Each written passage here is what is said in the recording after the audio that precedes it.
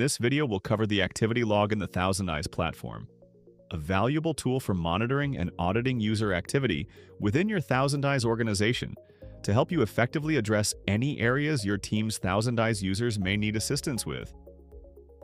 The activity log tracks a variety of user actions like creating tests, making edits, or logging in and out.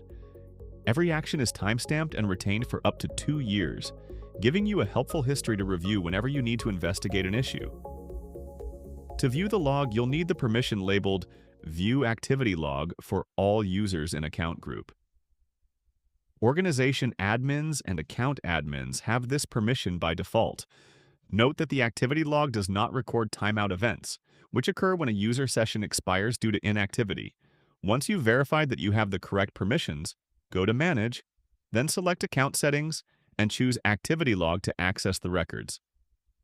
On this page, you'll see a list of recorded events. Each entry provides key details, including a timestamp, the account group and user who performed the action, the event type, the component accessed, and a brief description. To focus on a specific time frame, you can use the time range selector at the top of the page. Choose between a relative time interval, like the last 24 hours, or a fixed time interval with specific start and end dates. Specify your desired time range and click Apply to display the results.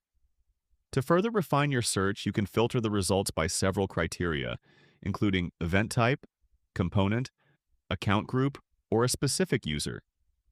For example, filtering a specific user will show all actions that the user has performed.